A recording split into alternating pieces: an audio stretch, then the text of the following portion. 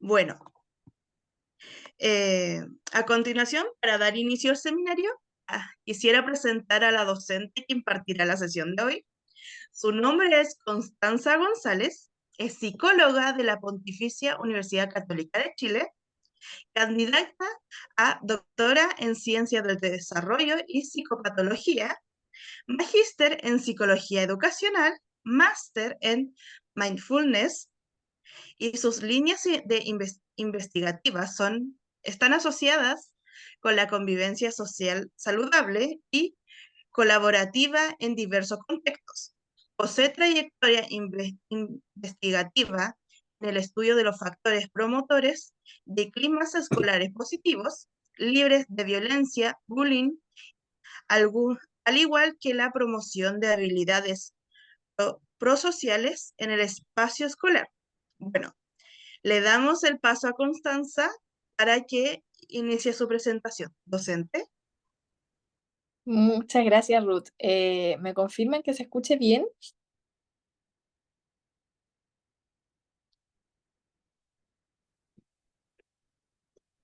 Sí, súper.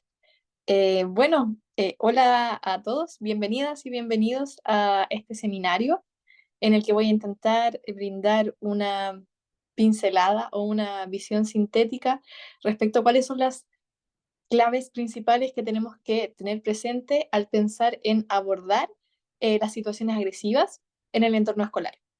Ya, yo como me presentaron soy Constanza González. Y nada, estoy a gusto y contenta de poder compartir un poco de lo que mi trayectoria investigativa y profesional me ha permitido también dilucidar, porque por supuesto que esta es una meta común que nos interesa a todos y a todas, el poder reducir al máximo la violencia en los espacios escolares y promover, por supuesto, convivencia escolar positiva. Entonces vamos a comenzar. No sé si me faltará decir algo. Bueno, decirles que igual este workshop es una especie de antesala para lo que se viene, que es un curso certificado en el que vamos a revisar estos temas en un poquito más de profundidad, pero ADIPA ofrece igual este espacio gratuito para la comunidad para también entregar conocimientos sobre la salud mental y también difundir ciertas nociones que es importante para nosotros que se expandan. Em, pero bueno, por supuesto, tenemos solo una hora, entonces no vamos a alcanzar a dar abasto, a revisar cómo nos gustaría, ¿cierto? Estas temáticas, así que para eso tenemos la instancia de este curso certificado, cual se va a sortear un cupo al final de este seminario, si es que ya no están inscritos o inscritas en ese curso también, que comienza este sábado, por cierto. Son 3 sábados el curso completo, digamos, los que vienen ahora. Bueno, entonces comencemos. Lo otro que quería comentarles es que, bueno, yo estoy desde el celular, lamentablemente Ruth está como manejando mi presentación, por eso si hay cierta descoordinación se debe a eso, ya que a mi computadora no se le ocurrió mejor día o mejor panorama que morir, básicamente, el día de hoy, específicamente el día de ayer, y lamentablemente no me puedo conectar desde ahí, así que les pido paciencia en caso de que no haya total fluidez en lo que vamos a conversar hoy día. Pero bueno, eh, aquí les quería presentar algunos titulares que hemos visto bastante, ¿cierto? Sobre todo a la vuelta de clases post pandemia y que tienen que ver con el aumento de las situaciones conflictivas o el aumento de las situaciones de violencia, o al menos una mayor cobertura mediática de estas en los medios y en distintas otras plataformas, digamos.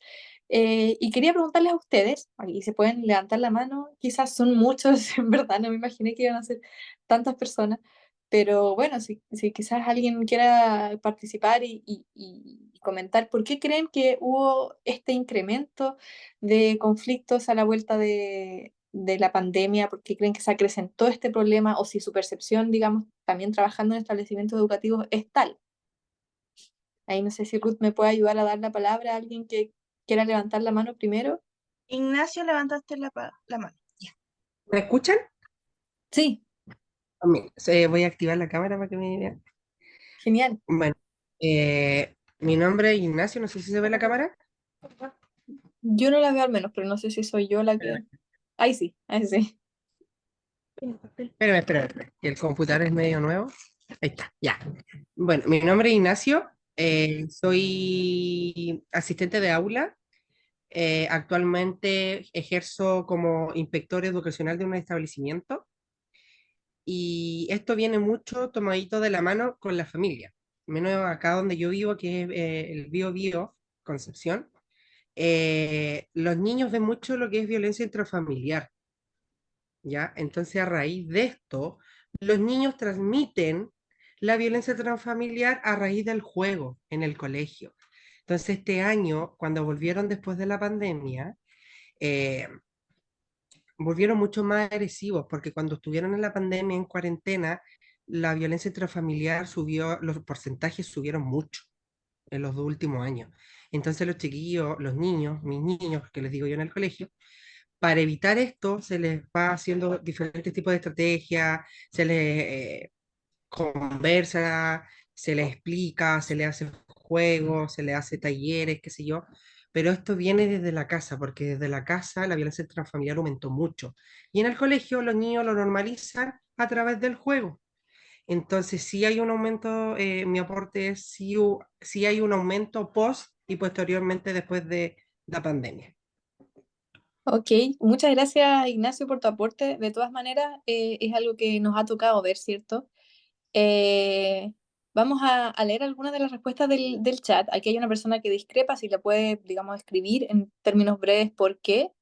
Voy a estar atenta ahí, pero por mientras voy a leer algunas respuestas que han surgido por el aislamiento de los niños, falta de desarrollo de habilidades sociales, la desregulación general en las familias, no todo hogar fue un protector para los niños durante la pandemia, eh, no adquirieron habilidades sociales o disminuyeron, ya. Creo que aumentó por varias variables, dinámica familiar, normalización de la violencia, aprendizaje vicario, etcétera. Bueno, se perdió la socialización con tus pares. Hay una persona aquí también que pregunta cómo activar el audio, por si alguien le puede responder, porque yo como aquí no lo logro descifrar muy bien, pero si alguien está en su casa y logra hacerlo para que le digan en el chat cómo hacerlo, sería ideal. Bueno, entonces hay muchos factores, ¿cierto? Pero vamos a concentrarnos en el que les quiero hacer la invitación, digamos, a pensar hoy en día, que igual tiene que ver con lo que han dicho en el chat bastante. Así que por favor, si pueden, podemos cambiar a la siguiente diapositiva. Y sí, es importantísimo tener en cuenta que son muchísimos los factores que influyen. Ya no hay una única causa, o sea, es difícil, o al menos la evidencia no acompaña, no sostiene que nosotros podamos indicar que hay una sola causa, por ejemplo, no sé, las familias y la normalización de la violencia al interior de las familias o el maltrato como causa de la violencia, ¿cierto? La violencia es multicausal y se gesta en distintos niveles y a partir de distintos factores y variables. Pero hoy nos vamos a concentrar en cómo esos años o esos meses sin un contexto escolar, sin un contexto de práctica, tuvieron sus efectos en nuestros estudiantes, ¿ya? Entonces, en primer lugar, hay que entender que la escuela es un espacio de desarrollo primario, ¿cierto? Donde los estudiantes pasan la mayor parte de su tiempo, ¿ya? Y el espacio escolar se constituye como un verdadero escenario de práctica de las habilidades socioemocionales. ¿Y qué se requiere para poder resolver conflictos, regular la agresión, contener eso? Se requieren habilidades socioemocionales. Pero las habilidades socioemocionales necesitan ser ejercitadas, necesitan ponerse en práctica. ¿Cómo yo voy a aprender a compartir con mis compañeros, por ejemplo? ¿Cómo voy a aprender a regularme ante un conflicto con un par si es que yo no tuve la experiencia o simplemente la tuve quizás, por ejemplo, los primeros años de mi escolarización y después tuve 2, 3 años sin hacerlo, ¿cierto? Siguiente, por favor. Bueno, entonces, pero tenemos una buena noticia, que es que estas habilidades se pueden aprender, ¿ya? Eh, que si bien tuvimos ausencia de ese espacio, de ese verdadero escenario de práctica, como me gusta llamarla a mí, que es el contexto escolar, sí las podemos ejercitar y si bien va a costar un poco más porque muchos de los periodos en los que se desarrollan estas habilidades son periodos críticos, en los que, por ejemplo, los estudiantes no lograron adquirir, digamos, esas habilidades, pero estas son habilidades que se pueden aprender durante toda la vida, ¿ya? Entonces, tenemos esa buena noticia y necesitamos cultivar estas habilidades en los contextos escolares donde los niños y niñas pasan la mayor parte de su tiempo. Entonces, si bien muchas veces podemos sentir que la violencia que traen los niños y niñas, los estudiantes de sus familias es algo que es difícil, digamos, como de contrarrestar o de abordar. Lo que sí nos muestra la evidencia es que sí se puede, ¿ya? No vamos a hacer quizás transformaciones radicales y profundas en ciertas lógicas que están instaladas desde antes, pero sí podemos proveer de oportunidades y de herramientas para que digamos, las dinámicas que algunos de los estudiantes traen consigo, digamos, de la casa, no sean una condena o algo que los determine de por vida, sino que podamos hacer las cosas distintas, ¿ya? Pero para eso vamos a requerir práctica, vamos a requerir ponerle esfuerzo, vamos a requerir mucha consistencia también y sobre todo también paciencia. ¿Ya? Siguiente diapositiva, por favor. Bueno, entonces, la primera clave que les quiero dar, porque como el título de este seminario son claves para el manejo de la agresión, de la situación agresiva, ¿cierto? Vamos a ir brindando algunas de estas claves, ¿ya? Y la primera clave que les quiero dar es que necesitamos un cambio de paradigma, ¿ya? Yo sé que quizás esto ya lo han escuchado otras veces, pero yo quiero enfatizar en lo importante que es y lo necesario que es arrancar a partir de esta noción, ¿ya? Entonces, en primer lugar, tenemos que dejar de ver el conflicto como algo que no queremos que suceda, como algo negativo y como algo indeseable, ¿ya? Esta es la base, sin embargo, muchas veces esta noción no está en los distintos actores escolares y cuando una conversa o se desenvuelve en esos espacios es común poder percibir cómo se concibe de manera negativa el conflicto, ya como de repente el conflicto equivale a una situación que queremos evitar y nadie, en el fondo, o muy pocas personas te plantean una visión distinta de las cosas. Y entonces, para cambiar el paradigma y empezar a verlo como una oportunidad de aprendizaje, en primer lugar hay que naturalizarlo. Ya, y ese paso yo creo que está un poco más logrado. Naturalizarlo, ¿qué significa? Que lo consideramos parte de normal y natural de las interacciones humanas porque somos seres humanos con intereses distintos y por supuesto que estos intereses a veces van a entrar en conflicto y eso no tiene nada de malo. ¿Ya? Naturalizarlo en primer lugar, verlo como normal, como normativo incluso, de muchas etapas de la vida, sobre todo la etapa escolar. En segundo lugar, tenemos que pasar de eso a no solamente verlo como algo natural y que esperemos que pase, sino como algo que realmente, algo que deseamos que ocurra, incluso, en algo que podemos nosotros encontrar un potencial, ¿ya? Siguiente diapositiva, por favor. Bueno, entonces, el conflicto es necesario para aprender a resolver conflictos, si no, no hay cómo. ¿Ya? Entonces, por eso es algo que queremos que ocurra. Y al menos a mí, en mi experiencia, quizás ustedes lo han percibido distinto, pero cuesta que sea concebido de esa manera el conflicto, ¿ya? Yo creo que, no sé si alguien de ustedes realmente ha tenido, por ejemplo, la experiencia de llegan a la casa y le, oye, ¿cómo te fue hoy día en la pega? Súper bien, sabes que tuve un conflicto con el profesor de educación física y en verdad estuvimos harto rato ahí discutiendo, pero qué bueno haber podido tener ese conflicto. Nadie en el fondo dice eso nunca, ¿cierto? O nadie se despierta en la mañana, me imagino que usted no se despierta en la mañana diciendo, oh, ojalá hoy día sea un día lleno de conflictos en el colegio. Me imagino que no, ¿cierto? Obviamente eso podría ser un extremo, pero en el fondo ahí es donde tenemos que poner el foco y ahí es donde tenemos que aspirar si queremos que empezar a darle un cambio significativo y duradero a esto. Ya, siguiente diapositiva, por favor.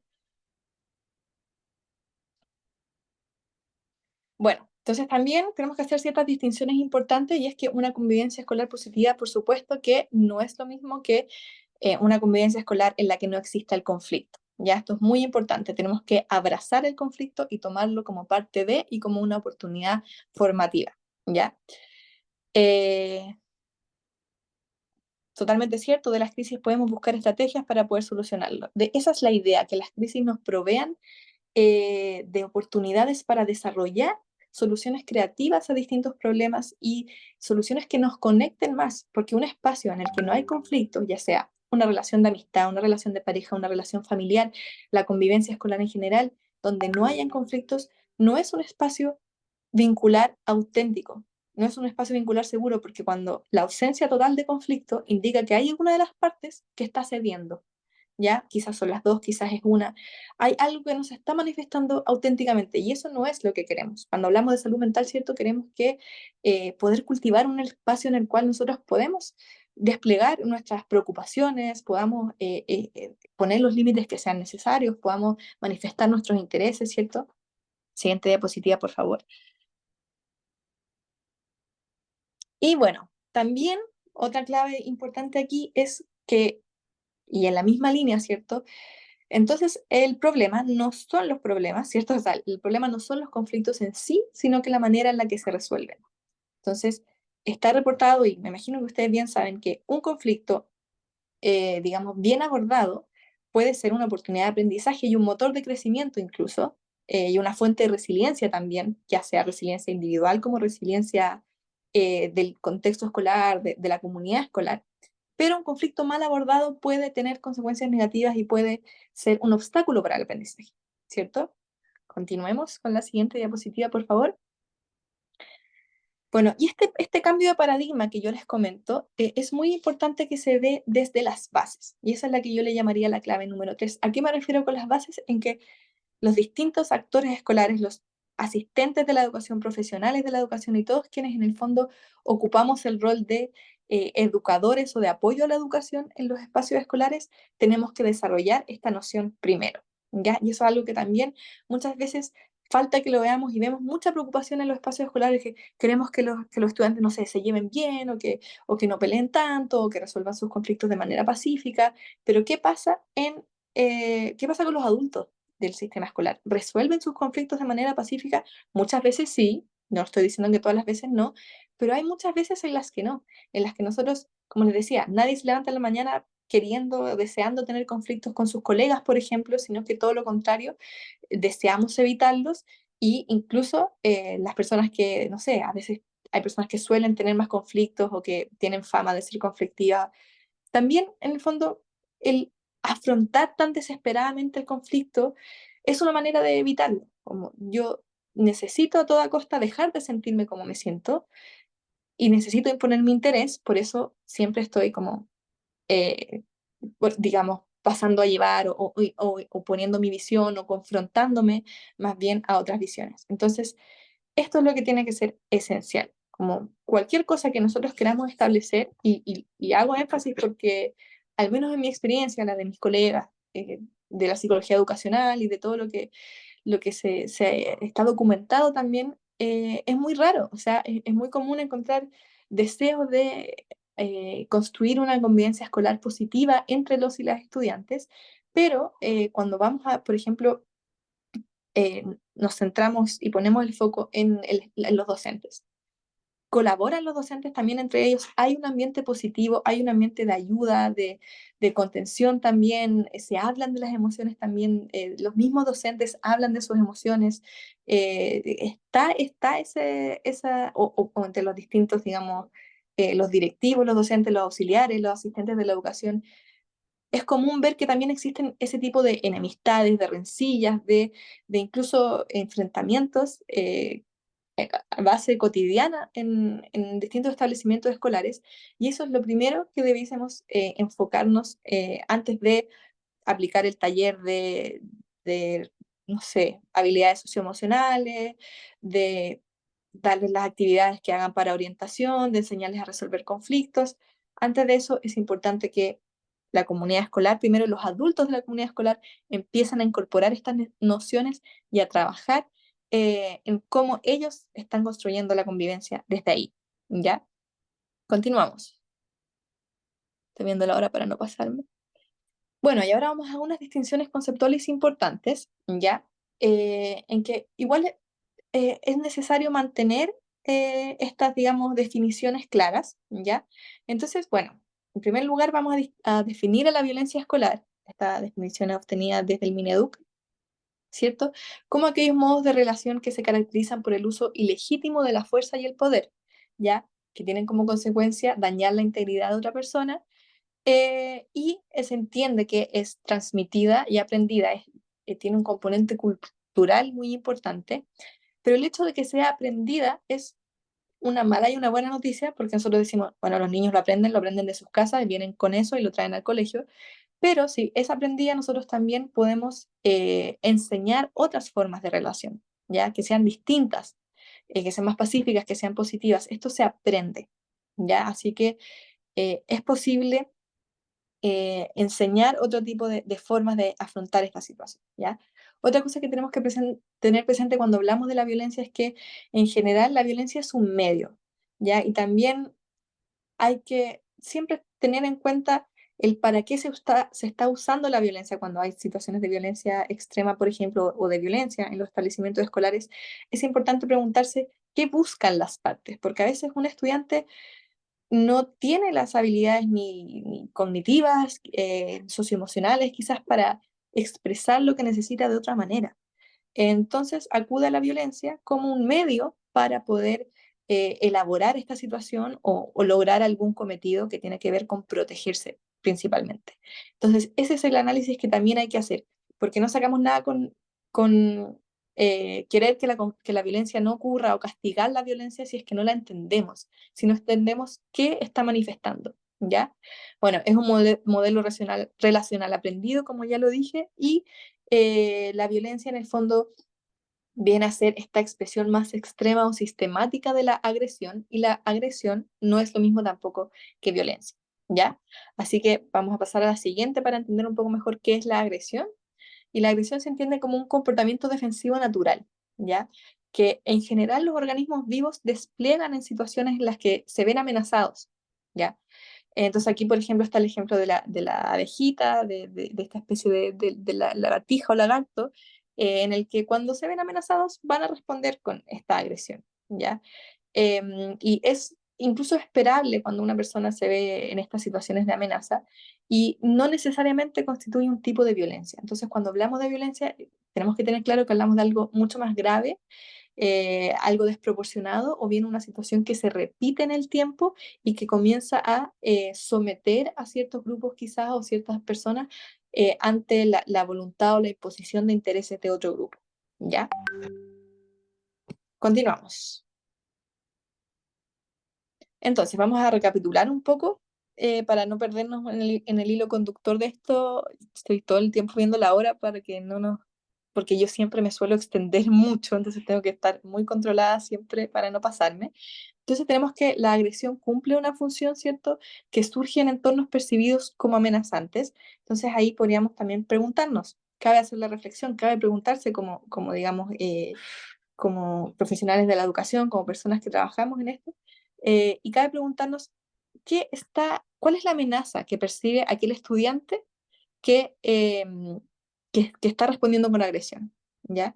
¿Qué es lo que está siendo amenazado? Su necesidad de autonomía, su validación como persona, su pertenencia al grupo. Hay distintos aspectos que, eh, que podemos identificar como que están defendiendo, por ejemplo, los estudiantes al cometer o al transgredir o caer en conductas agresivas, ¿ya? Entonces, si la agresión surge en contextos percibidos como amenazantes, si hacemos del contexto escolar un entorno que no sea amenazante para los y las estudiantes o que sea menos amenazante, en general lo que nos dice la evidencia es que vamos a encontrar menos situaciones agresivas, ¿ya? O sea, por ejemplo, si hablamos de estudiantes que vieron violencia intrafamiliar y todo eso, como ustedes bien mencionaron, ¿cierto? Que es la realidad de muchas escuelas, muchos establecimientos en el país, muchos niños, niñas y adolescentes en el país. Em, pero si estos niños llegan al colegio y siguen percibiendo un entorno amenazante, van a reaccionar igual con agresión. Entonces, la pregunta que hay que hacer, que es más importante y duradera que cómo manejamos los conflictos cuando ocurren y apagamos el incendio, digamos, es cómo transformamos los contextos escolares en contextos escolares en contextos que sean seguros para los distintos actores de la comunidad escolar, ¿ya? Ahora, también es importante que ciertos tipos de historia influyen en que hay individuos que perciben ciertos entornos como más amenazantes de lo que son. Y esos son los individuos que van a necesitar más apoyo, y para eso tenemos otro tipo de apoyo especializado, como la dupla psicosocial, psicólogo, psicóloga, etcétera.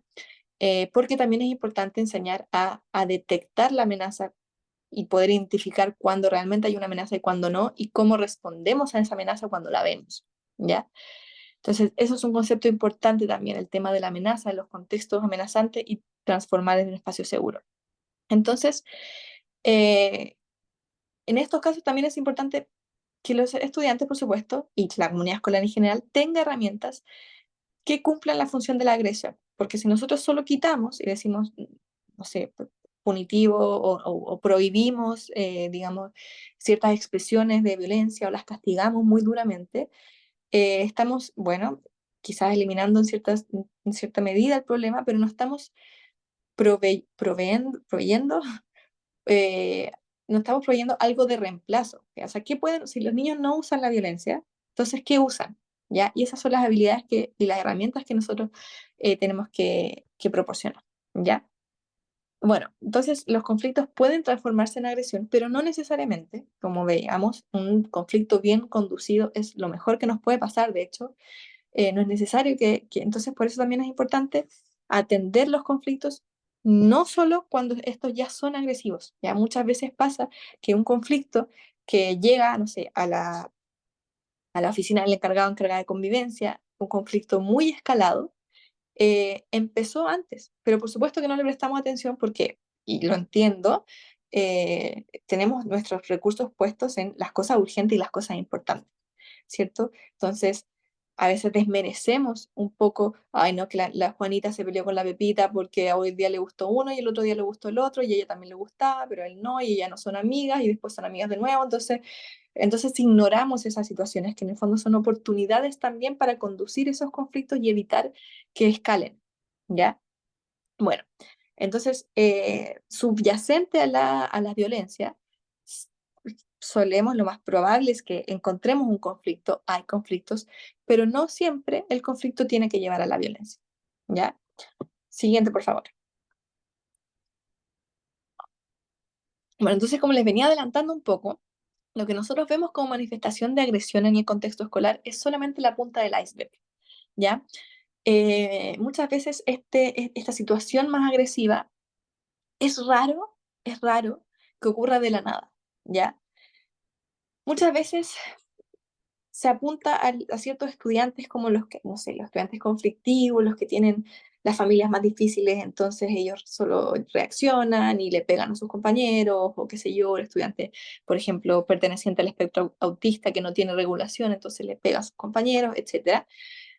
Y caemos en la trampa de culpar solo o responsabilizar o individualizar el problema y ponerlo en solo unos individuos, como los individuos problema, como el chivo expiatorio, como diría lo concebiríamos desde la psicología sistémica, desde la corriente sistémica de la psicología. Entonces tendemos a caer en esa trampa y depositamos todo como las causas de la problemática en esos individuos, pero esos individuos no son más que la sintomatología de causas que son subyacentes, ¿ya? Entonces muchas veces, más que culpar a los individuos en sí, conviene revisar qué está pasando en el entorno escolar, cómo estamos gestionando la convivencia, vuelvo a insistir, entre los adultos, cómo estamos proveyendo espacios seguros, comunicaciones fluidas, estamos siendo equipos con los apoderados o los estamos viendo como casi que el enemigo al que hay que evitar o cortar o porque se pasan a la punta, se ponen muy balso, entonces, etcétera, como acogemos las preocupaciones de los apoderados, por ejemplo, tratamos con límites, esto obviamente los límites son muy importantes, y no es un extremo o el otro, es como encontramos formas de vincularnos sanamente y eso implica no manifestar nuestros intereses de forma desadaptativa o agresiva, sino que proveer escucha, proveer contención, proveer apoyo, pero siempre con límites claros, ¿ya? Y esas son habilidades que son muy difíciles de desarrollar, la verdad. Por eso se necesitan, bueno, de la psicología, se necesitan de los programas de aprendizaje socioemocional, porque en realidad no todo el mundo sabe, me atrevería a decir que muy pocas personas saben, o nacen, digamos, o vienen de la casa con estas habilidades de resolución asertiva de conflictos dada, ¿ya? Esto es un aprendizaje que la comunidad escolar tiene que desarrollar en su conjunto. Estamos todos aprendiendo a esto, desde los adultos y también cómo nosotros reconocemos nuestros propios errores, pedimos las disculpas que sean necesarias y tomamos esto como oportunidad de aprendizaje a cómo lo transmitimos también a nuestros estudiantes, ¿ya? Entonces siempre es importante, como les decía, no ver la punta del iceberg, no quedarnos solo con lo superficial en el análisis, sino que realizar un abordaje un poco más integral, ver el sistema en su conjunto, cómo está funcionando, cómo son las dinámicas, antes de solamente pensar que estos son los estudiantes problema y a la oficina de convivencia y que esto se resuelva desde ahí. ¿Ya? Siguiente diapositiva, por favor. Eh, bueno, entonces eso nos lleva a esta, digamos, este enfoque, el enfoque que es el enfoque ecológico, ¿cierto? Yo creo que todos probablemente ustedes lo conocen a partir de la teoría de Bronfenbrenner, ¿cierto? Que consideró al individuo en desarrollo y su contexto en distintos niveles, ¿ya? Entonces, como les decía, muchas veces los conflictos escolares o las situaciones como bullying, que es otro tipo de fenómeno, por cierto, ahí lo vamos a ver, pero tienden a verse como un problema entre dos estudiantes o dos grupos de estudiantes o la estudiante problemática con la que le hacen bullying, etcétera, como me gustaría tener el mouse para apuntarlo, pero no lo tengo. Pero bueno, ahí tenemos es como eso, gracias, como un problema de estudiante-estudiante. Ya. Pero lo que nos invita el enfoque ecológico y lo que también nos dicen los programas que son más efectivos en la prevención y manejo de la violencia escolar y de promoción de climas escolares positivos es que tenemos que ampliar ese foco hacia en los siguientes niveles. Tenemos, por supuesto, los grupos de pares que son fundamentales, o sea, la estudiante piolita que nunca genera problemas, que en verdad, con suerte, se sabe su nombre porque estoy pensando en un colegio de 3.000 estudiantes, por ejemplo, porque en verdad nunca ha dicho nada. Esa también es un actor, una actriz fundamental en esto. Ya también tenemos que tomarla en cuenta y también está contribuyendo de alguna manera a, por ejemplo, cuando hablamos de bullying. ¿Ya? Este es un modelo que se usa para analizar el bullying, pero igual se los quise traer porque obviamente es de interés y está relacionado, ¿ya? Y de los grupos de pares también se encuentra el grupo curso, ¿ya? Y digamos, conteniendo el grupo de cursos se encuentra la institución educativa. Entonces, todos estos niveles están influyendo, ya sea de maneras más directas o indirectas, en las situaciones que pueden escalar a la agresión o a la violencia en el contexto escolar, ¿ya? Y no solamente los estudiantes que los vemos como los estudiantes problemas. ¿Ya? Siguiente, por favor. Bueno, aquí no sé si sea tan necesario hacer esta distinción, pero se las voy a igual dejar por si alguien tiene la curiosidad, por si quieren seguir ahondando en este tema. Y también es importante distinguir entre un conflicto y el bullying o acoso escolar, porque también le vamos a dar un abordaje distinto, ¿ya? Cuando hablamos de estrategias de resolución de conflictos, como la mediación, el arbitraje, etcétera, hablamos de una situación en la que dos o más estudiantes que están como en un equilibrio de poder o un equilibrio de fuerzas o ninguno está en desventaja, digamos, están ven enfrentados sus intereses, ¿ya? Pero cuando hablamos de bullying, hablamos de una situación en la que hay un desbalance de poder, ¿ya? En la que la víctima no puede defenderse fácilmente, ¿ya? Porque quizás y esto no quiere decir, ay, pero si el Pepito no le hacen bullying, si el otro día les pegó, les pegó, ya, pero pegó para defenderse porque ya no tenía nada más que hacer, pero ¿puede detener el acoso? Está en una situación en la cual sus fuerzas sean equivalentes, por decirlo de alguna manera, a las del grupo o el victimario que está ejerciendo acoso, ¿ya? El bullying es algo también, es un fenómeno que es también sistemático, ¿ya? Es decir, no es por ejemplo, como puede ser un conflicto puntual que surge entre dos estudiantes o qué sé yo, que surge a veces, sino que es algo que es consistente en el tiempo y que provoca un daño importante a la víctima. El conflicto escolar no necesariamente, o si lo provoca puede haber una reparación, ¿ya? O sea, si, obviamente en el momento los involucrados sienten malestar, rabia, frustración, por supuesto, en el momento y probablemente durante los días y semanas posteriores. En cambio, el bullying genera una situación de indefensión tal que genera un riesgo enorme para desarrollar condiciones de salud mental, como son ansiedad, depresión, etc. O sea, el espacio escolar se vuelve un espacio donde te están vulnerando y victimizando sistemáticamente y tú no puedes hacer nada, ¿ya? Entonces, el abordaje en esos dos casos es distinto. Lo que nosotros nos vamos a enfocar en este curso es en el conflicto escolar, ¿ya? Así que, bueno, continuemos. Bueno, entonces, como les comentaba, esto de los conflictos escolares, la verdad que a todos nos gustaría que fuera algo fácil y manejable y que en el fondo hubiese una solución o algo, una estrategia súper pauteada y fácil de seguir a la cual nosotros podemos acceder cada vez que hay un conflicto, cada vez que hay una situación agresiva y tener resultados inmediatos, ¿cierto? O sea, una solución mágica. Yo creo que todo es lo que a todos nos gustaría, incluyéndome, y cuando empecé en esto también, por supuesto que tenía esa aspiración, hasta que me fui dando cuenta en el camino, cómo es que no hay una solución mágica, cómo va a ser que no sea llegar y abordar esto y que se acabe el problema y todos nos sintamos bien o al menos nos sintamos mejor.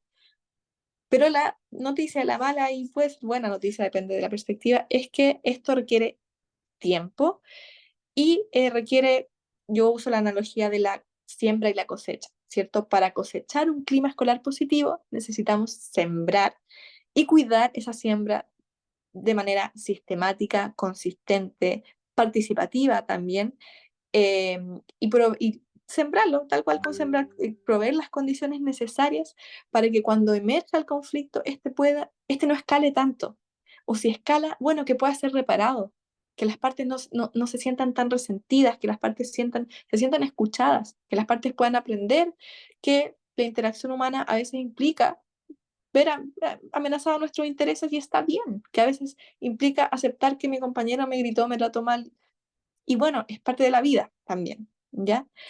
Entonces, no sacamos nada, esto es muy importante, con enseñar herramientas de comunicación asertiva, mediación, lo que sea, si no tenemos primero el cosechado o sembrado, perdón, el terreno, ¿ya? O sea, si un estudiante no ha aprendido o incluso un adulto no ha aprendido, no sabe nombrar sus emociones, identificar sus emociones, ¿cómo vamos a esperar que una estrategia de mediación funcione? ¿Ya? O si no conocen ninguna estrategia de regulación cuando se sienten llenos de rabia, con ira o frustrados, si no conocen estrategias de regulación, ¿cómo vamos a esperar que cualquiera de estas estrategias de resolución de conflictos funcione? Entonces vamos a ver algunas de las claves brevemente acerca de cómo se vería esta siembra. Si podemos pasar a la siguiente, por favor. Bueno, si se fijan en la imagen, es una imagen en la que hay distintas personas y todas las personas están contribuyendo, poniendo distintas piezas, ya están todas esforzándose por un objetivo común, ya poniendo piezas distintas, cada uno desde su creatividad, en el fondo hay una contribución de las distintas personas del equipo, digamos, para eso.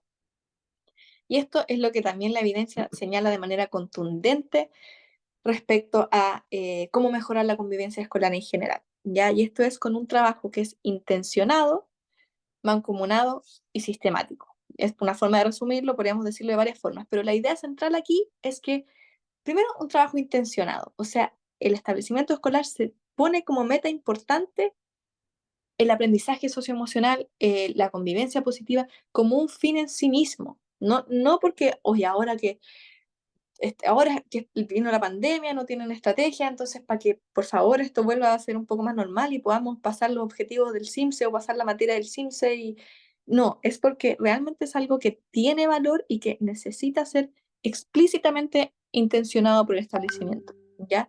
Para esto es importante que existan metas claras y expectativas también sobre cómo se ve lo que queremos lograr, hacia dónde queremos ir, cómo se ve esta comunidad escolar con una mejor convivencia. Se ve sin conflictos, se ve sin violencia o se ve como una comunidad que se cuida, que si un estudiante, por ejemplo, se desregula, los otros estudiantes también van a poder ayudar en esa contención y no solamente, por ejemplo, la terapeuta ocupacional o la encargada de convivencia escolar. ¿Ya?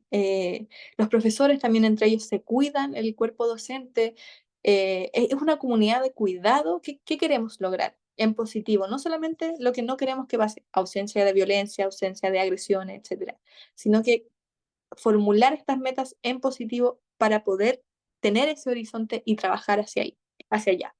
Mancomunado, eso también es muy importante. Todos los estamentos tienen que estar involucrados en el trabajo sobre la convivencia escolar. Y este es uno de los principales errores que se cometen también en estas temáticas, que es que todo recae sobre un actor o sobre cierto, al menos, estamento que sería el equipo de convivencia escolar en los casos que hay, en el caso que hay uno solo sobre esa persona, y las otras personas ni se enteran o no manejan bien tampoco estos temas. Entonces, es importantísimo que cada actor, cada integrante de la comunidad escolar esté comprometido con esto, maneje los términos, sabe lo que es esto, por ejemplo, de las emociones, sabe lo que es el aprendizaje socioemocional, sabe lo que significa la asertividad. No todo el mundo sabe lo que significa la asertividad.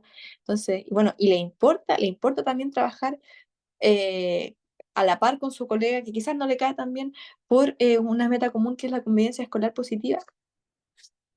Entonces, mancomunado tiene que estar presente en todos los niveles y todos los estamentos. Y sistemático. Esto también pasa harto. La idea es que esto no sea solamente un esfuerzo de que vino, no sé, habilidades para la vida, es un taller maravilloso, pero después se fue y ya nos quedamos sin herramientas o nos seguimos ejercitando. Esto es un aprendizaje, ¿cierto? Yo les decía al principio que se puede aprender, pero requiere práctica. Y eso requiere ser consistentes con esto, aunque canse, porque yo sé que cansa, y muchísimo. Y a veces dan ganas de decir, oh, ya. Y a veces no se puede. Quizás yo hoy día no puedo. Hoy día estoy sobrepasada con lo que tengo yo propio en mi propia vida, como para además poner todo mi corazón en resolver un conflicto entre dos estudiantes de kinder, por ejemplo. Pero si yo no puedo hoy día, mi colega me puede sostener. Mi colega puede, nos podemos apoyar entre nosotros, ¿ya? Pero tiene que ser sistemático, porque si lo soltamos, ahí es muy fácil volver a los patrones. Y esto con todo trabajo psicológico que se realice, las neurociencias nos han mostrado cómo existe la plasticidad cerebral, o sea, podemos aprender nuevos patrones, podemos crear nuevas conexiones en nuestro cerebro, pero para eso la consistencia es clave. Si no, es muy fácil volver a los viejos patrones. Bueno, también el énfasis tiene que estar puesto en la prevención, eso también es clave. Las voy a ir mencionando porque esto todo lo vamos a ver en el curso y bueno, ya se me está acabando un poco el tiempo, pero además que creo que me imagino que la mayoría también lo maneja, ¿cierto? O sea, es importante que el énfasis esté puesto en la prevención y no solamente en la intervención misma o el apagar incendios como muchas veces se ve. También que encontremos soluciones creativas y adaptadas al contexto, ya eso también es muy importante. La participación de la comunidad escolar, no hay mejor gestor de la convivencia escolar en un establecimiento que la propia comunidad, ¿ya? Escuchar las voces, qué se les ocurre a los estudiantes, qué se les ocurre a los profesores. Hay veces que hay iniciativas que funcionan en el colegio digamos, no sé, en el colegio vecino, funcionó algo, acá funcionará, podríamos probar algo parecido. ¿Qué se le ocurre a los apoderados? Le hemos preguntado cómo piensan ellos que podría ser un espacio escolar seguro o cómo les gustaría involucrarse más. En el fondo, muchas veces también esto implica pensar afuera de la caja, porque vamos a ver, podemos leer una revisión gringa de todas estas estrategias, cómo han funcionado en Finlandia y en Suecia y Noruega y Estados Unidos, por ejemplo, pero eso no necesariamente va a funcionar acá. De hecho, puede haber funcionado algo en Argentina, muy cerca.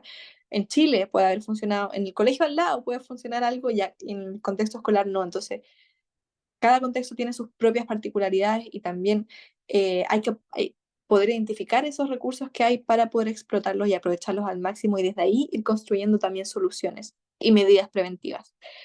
Hay que hacer seguimiento y evaluación, como les decía, no soltar esto, monitorearlo constantemente y que exista este marco claro y compartido de normas que regulen los conflictos y la convivencia, que tiene que ser conocido por todos y todas. Y muchas veces hay que recordarlo sistemáticamente, pegarlo en los murales.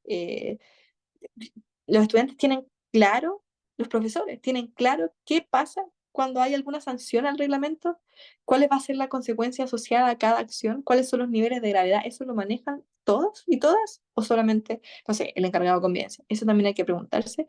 Y por supuesto, la educación socioemocional, que va a ser la que nos va a permitir eh, desarrollar las herramientas que necesitamos para gestionar todo esto de mejor forma. Siguiente diapositiva, por favor.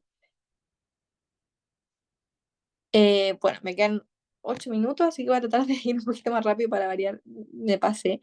Pero vamos a ver las diferencias entre un enfoque formativo y un enfoque punitivo. Si podemos pasar a la siguiente, esa sería la clave 6. Si podemos pasar a la siguiente diapositiva. Bueno, también lo que nos muestra la evidencia es que existen principalmente, o podríamos clasificar las estrategias o los enfoques, los paradigmas para abordar la violencia escolar en dos grandes familias, por decirlo así, las del enfoque punitivo y las del enfoque formativo. ¿Y qué es lo que nos muestra la evidencia? Que las soluciones que se inspiran en este enfoque punitivo, que tiene como sus raíces en un sistema disciplinario más rígido, ¿cierto? En el que lo más importante es el buen comportamiento y se centra en el castigo.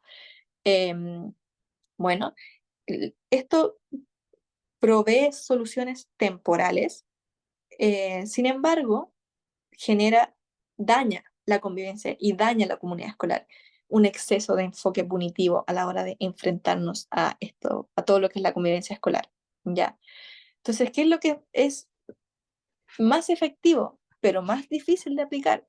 El enfoque formativo. ¿Ya? O sea, que nos centremos en, como veíamos antes, ¿cierto? La oportunidad, los conflictos como oportunidad de aprendizaje, que nos centremos en el reforzamiento positivo. Eh, Esto no quiere decir que no hayan castigos o que no hayan consecuencias de las acciones de los estudiantes. Es muy importante que las acciones tengan consecuencias claras y si hay que aplicar castigos, se aplican, pero que el castigo no sea la forma fundamental o principal de manejar estas situaciones. Eso es, ¿ya? La lógica del enfoque punitivo es autoritaria y basada en el control, mientras que la del enfoque formativo es de comunidades de aprendizaje, ¿cierto? Que son inclusivas y participativas. El enfoque formativo, por supuesto, se centra mucho más en la prevención, mientras que el punitivo es un poquito más reactivo. ¿Ya? Siguiente, por favor. Bueno, ahí les había puesto un ejercicio, pero no lo vamos a alcanzar a hacer. Es muy sencillo, pero tiene que ver con clasificar estas distintas como estrategias en los distintos enfoques, si es que es punitivo o formativo, pero pasemos a la siguiente mejor para poder alcanzar a terminar, porque me parece que esta es la última, así que vamos bien. Y otra clave muy importante que em, yo al menos he podido también ir desarrollando durante estos, digamos, años en los que me he desenvuelto, me he interesado en el tema, y es que es muy importante no aspirar tampoco a la perfección, porque cuando nosotros tenemos como meta, como les decía, la ausencia de conflictos o un espacio escolar ideal donde todos nos tomemos la mano y qué sé yo, y seamos felices todos, es tan difícil de lograr que como el cerebro, por decirlo de alguna manera, automáticamente va a renunciar a eso y muy probablemente deje cualquier esfuerzo por construir algo mejor, ¿ya? Entonces, esto lo traigo a colación porque, bueno, mi trabajo como psicóloga en general eh, me ha permitido ver cómo a veces creemos que estamos tan lejos de las metas porque tenemos metas demasiado exigentes o demasiado poco, digamos, realistas o ajustadas a nuestra realidad.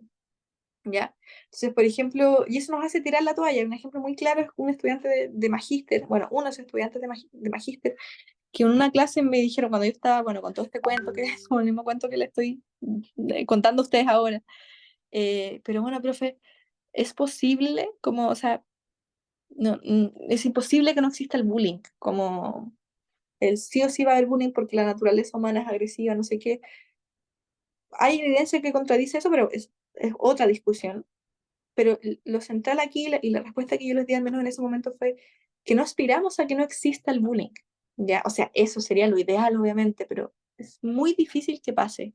Muy, incluso los mejores programas de anti-bullying, digamos, permanecen ciertos niveles de bullying ahí todavía. Lo que aspiramos no es que no exista, sino que cuando suceda, o sea, que suceda menos, obviamente, y cuando suceda, sea menos dañino. ¿Por qué? Porque tenemos una comunidad escolar resiliente que nos va a ayudar a que los efectos de ese bullying, por ejemplo, no terminen en lo más trágico que podría ser el suicidio, que casos hay miles, eh, y ojalá solamente sea una experiencia de la cual la persona se pueda recuperar, ¿ya? O sea, si ese niño o niña que, por ejemplo, le hacen bullying, llega al colegio un día y es una pesadilla cuando te hacen bullying, lo que se reporta, ¿cierto? Lo que todos hemos visto, es una pesadilla ir al colegio. Entonces, bueno, tienes que ir igual, pero si vas y al menos una persona, al menos un grupo te sonríe, te acoge, incluso te defiende, eso, solo eso marca la clave en que eso después no se transforme en un trastorno de salud mental grave, porque el bullying, y lo siento, voy a volver al bullying, que en realidad es mi tema, ahí yo me formé, me desarrollé y todo como principalmente, y sé que ahora estamos viendo conflictos, pero más o menos aplica la misma lógica. Buscamos un espacio escolar protector. Entonces, cuando eso existe, cuando existe un profesor que te acoge, que te escucha, con el cual te puedes sentir seguro, por ejemplo, una compañera que te valora, que te ve bien, digamos, que te habla, que se dirige a ti sin problema, eso es protector, es un protector tremendo para, digamos, las consecuencias terribles que puede tener esto, ¿ya? Entonces, por eso es muy importante ir celebrando los pequeños logros, ¿ya? Entonces, quizás el estudiante, y yo creo que todos lo hacemos en cierta medida, ¿cierto? Cuando, bueno, el estudiante TEA que, o qué sé yo, con algún, digamos, alguna neurodivergencia que antes dejaba la embarrar en la sala y qué sé yo, y le pegaba a todo el mundo y se iba corriendo, se escondía debajo del patio, donde sea, del escenario del colegio y nadie lo podía sacar de ahí. Partió marzo así y bueno, en septiembre tuvo una desregulación, pero bueno, al menos le pegó a dos compañeros y no a siete, no sé, como por poner un ejemplo. O al menos ese episodio duró menos, o al menos no se escapó. Y esos pequeños logros hay que celebrarlos, aferrarnos a ellos y construir desde ahí, ¿ya?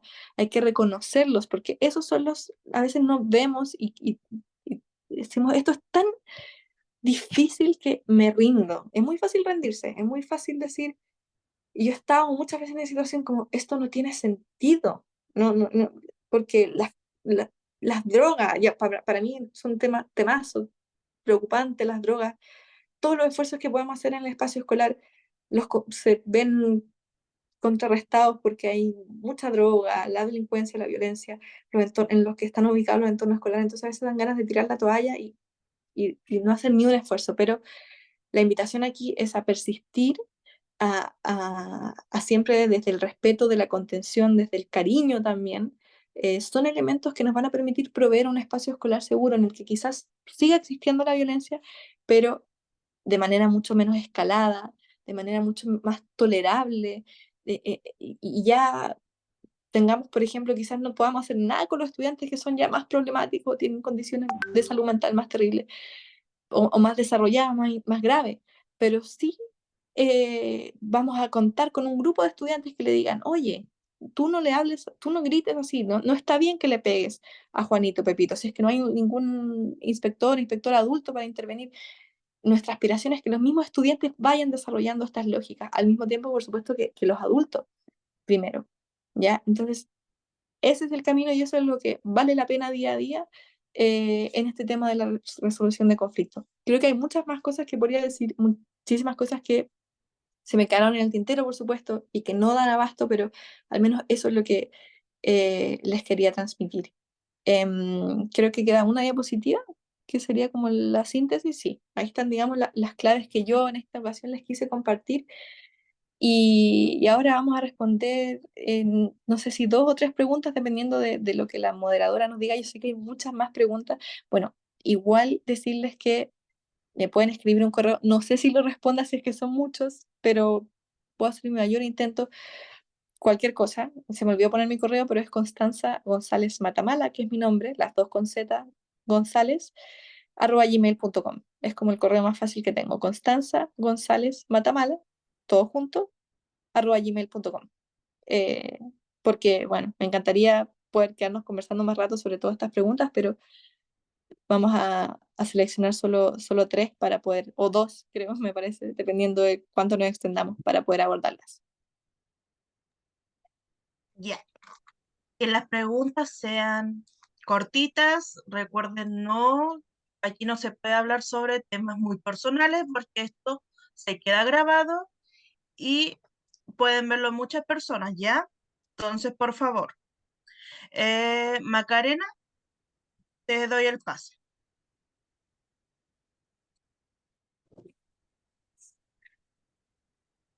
Hola, ¿se escucha?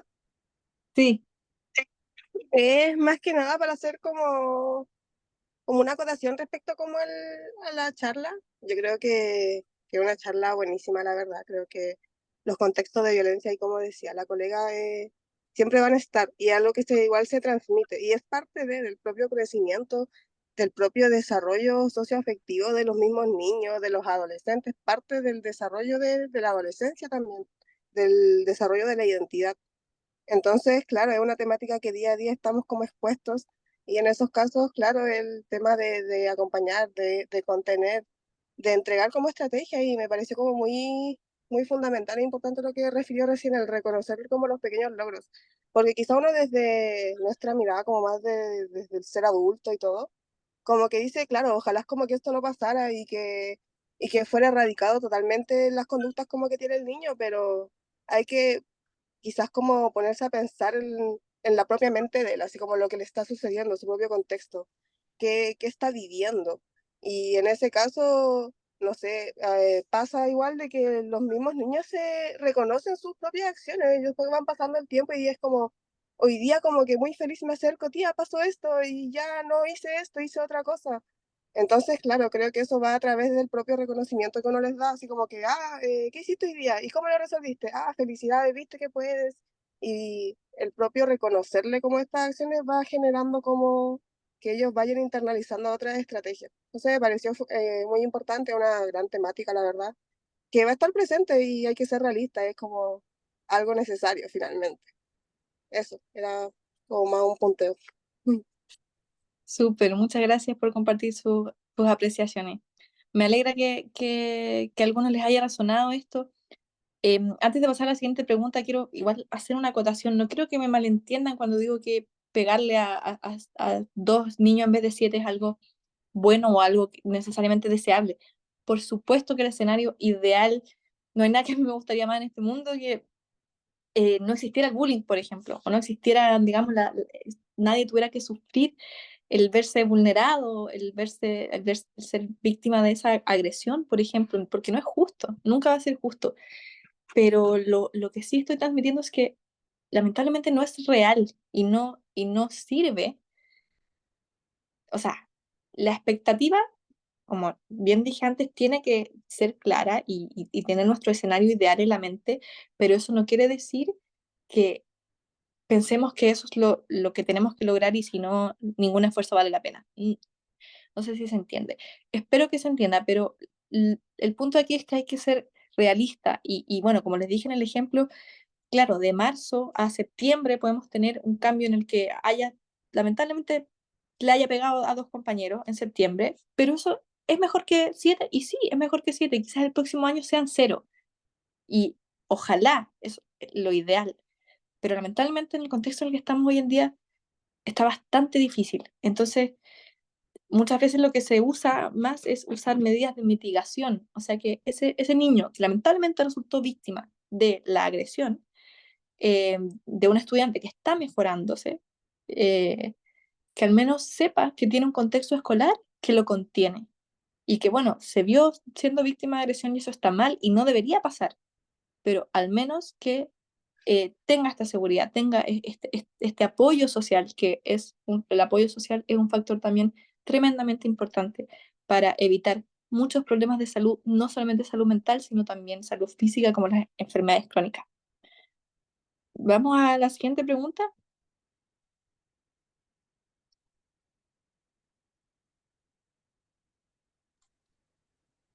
Eduardo, te paso. Ah, Eduardo, Hola, ahí está. y ahora sí. Bueno, primero que nada, pasarle igual por el tiempo. Muy buena, es una temática muy importante que bueno, me llama bastante la atención. Enfocado desde mi parte para los niños, cuando hay alumnos desde primero, segundo básico, que vemos estos comportamientos de violencia, que vienen quizás también desde los juegos, que se escucha harto, de los disparos, de los mismos quizás redes sociales que ven cosas de más grandes. Me he visto como que hacen signos como así y que al final y al cabo todo eso les va generando como este aprendizaje en resolución de conflictos, como, ah, te pego, ah, te tengo que botar al suelo. Eh, Creo que es un poco más difícil ya que a los niños les cuesta razonar desde un punto de vista qué es lo que están haciendo mal o no. Entonces creo que más que nada me ayudó bastante a comprender este punto, las temáticas que pasó. Y más que una pregunta era que encontré fantástico que quede claro como un pasos a seguir y siempre obviamente no buscar la perfección. Y que eso, más que nada, a las gracias a la expositora. Qué bueno, muchas gracias también por tus comentarios. De verdad que esto se multiplica y cuando una reconoce, por ejemplo, lo positivo bueno, del trabajo de ciertos colegas, de las situaciones, y nos permitimos esto de aprender en conjunto también, es muy enriquecedor. Muchas de las cosas que ahora le estoy transmitiendo es porque las aprendí en contextos sociales, ya sean contextos formativos, ya sean en espacios donde trabajé, y nada, me permití ese feedback positivo o esa interacción positiva y enriquecerse a partir de otras personas, de otros colegas también. Reconocer siempre el trabajo que hay ahí es un factor que nos va a propiciar el crecimiento también en estos temas. Así que muchas gracias.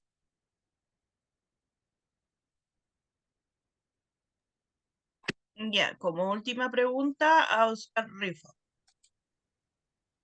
Hola Constanza, gracias por la charla, estuvo bastante enriquecedora. Pese, o sea, ¿qué pasa con el establecimiento de educación media? Cuando la educación socioemocional y el cambio de paradigma no se hizo en esa infancia temprana o en los primeros años, eh, las medidas de intervención o de hasta dónde podemos permitir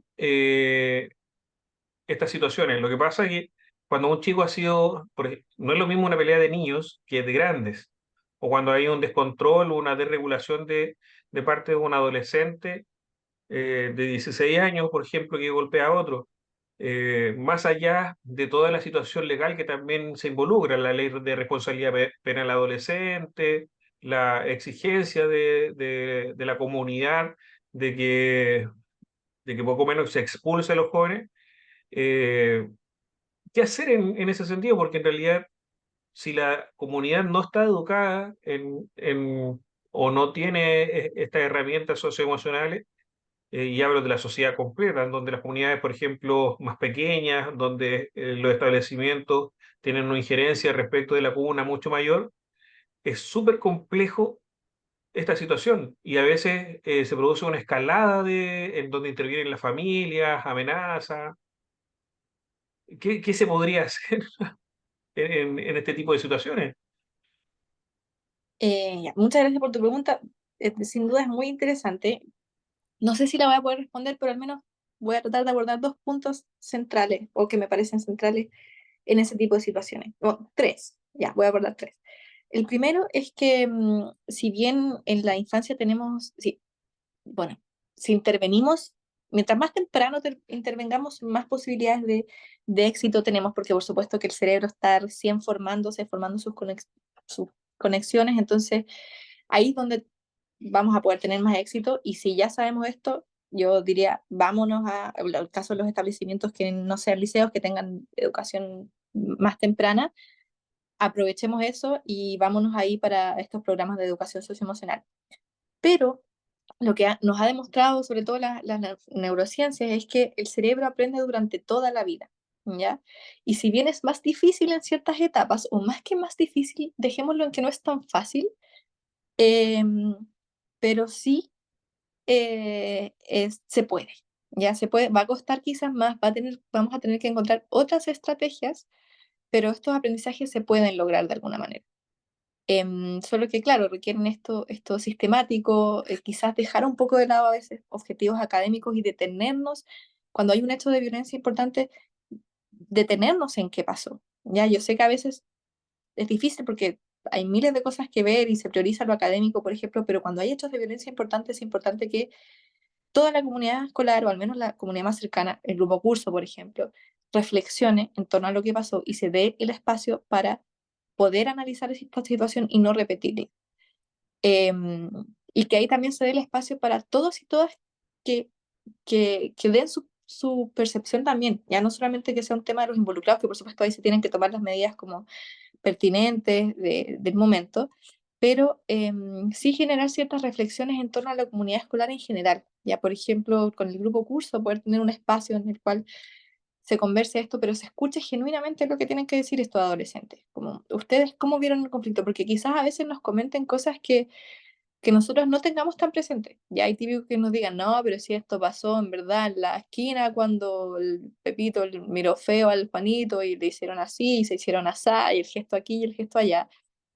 Pero la idea es que nosotros invitemos al estudiante a profundizar un poco más en eso, o sea, que no solo nos describan los hechos, sino que empecemos a hablar, pero en un plano más emocional.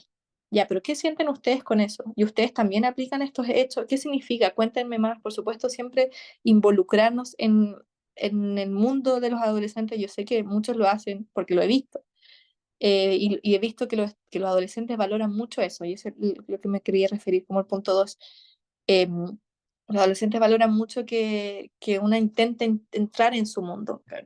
A veces va a tocar conocer ciertos referentes, ciertos pailitas, ciertos, etcétera, que nos van a permitir comunicarnos mejor con ellos también y a veces entrar por ahí. Pero insisto, abrir los espacios de reflexión cuando esto pase, que sean de la comunidad, que no pase, digamos, listo, ya pasó o lo que sea, sino que se converse y en esto se incluye a los estudiantes, sobre todo los que son adolescentes, porque ellos tienen una necesidad de involucrarse más y, digamos, en su entorno, de poder intervenir más, de poder participar y no solamente como acatar lo que dicen los adultos.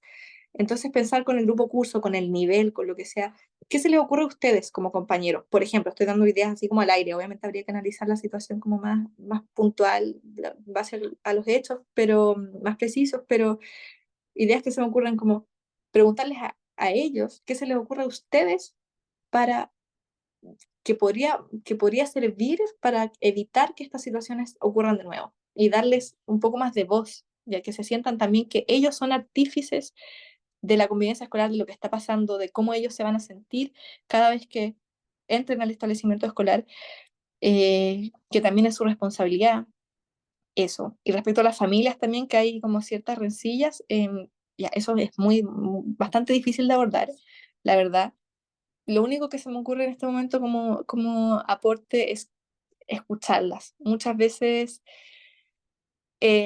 por más que sean complicadas y por supuesto que sea difícil, también a veces las familias valoran sentirse escuchadas y sentir el establecimiento escolar como un aliado, lo cual no implica tu hijo trajo un arma blanca y amenazó a todo el curso, tranquilo, no pasa nada. No, eso no es ser aliados. Ser aliados es realmente alguien que quiere trabajar contigo para ser mejor, pero desde lo formativo y no desde su hijo lo van a expulsar si sigue así, su hijo es el problema, su hijo es muy violento, porque eso genera defensividad en las familias. Y por más que sepan, la mamá, el papá sepa si es que están, digamos, si no es la tía, etcétera, sepan que su hijo es problemático, lo saben en el fondo, si alguien se los dice de externo, va a generar resistencia y van a ver al establecimiento escolar como, digamos, un enemigo del cual se tienen que defender, por decirlo de alguna forma. Entonces, es posible señalar la gravedad de la conducta y lo importante que es que no se repita, pero brindar apoyo y desde una perspectiva de, yo sé que cuesta, porque a veces llegan los papás con una actitud muy desagradable, como choriza, así como, pero los apoderados, las familias, pero es importante generar esas alianzas. Insisto, esto no nos asegura que esto deje de pasar, lamentablemente, pero sí nos permite contener estas situaciones de mejor manera. Eso sería como lo que podría mencionarte.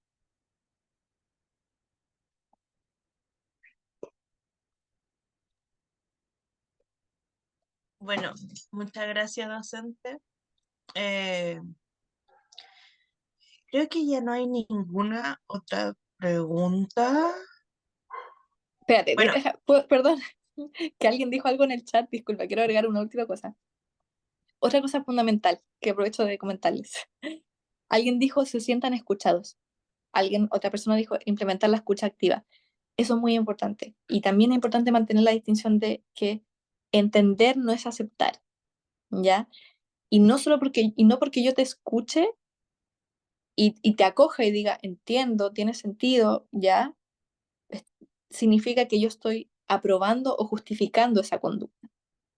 Ya significa que, porque yo le puedo decir a Pepito que agredió, entiendo que te sentiste así, lamento que te hayas sentido así, es fome sentirse así, etcétera, y acoger, escuchar genuinamente, pero estas no son formas aceptables de conducir eso. ¿Cómo crees que podríamos hacerlo la próxima vez que te sientas así para que no lleguemos a estas situaciones que tienen estas consecuencias? ¿Se entiende? Como, esa es muy importante cuando digo, porque, claro, tiende a pasar que como, no, pero ¿cómo vamos a escuchar a los apoderados? Y los apoderados como a veces como, digamos, no les puedo dar la razón, si es que, y no significa darles la razón. Como una cosa es validar y otra cosa es como dar la razón o justificar el actuar. Pero eso, ahora sí, ahora sí.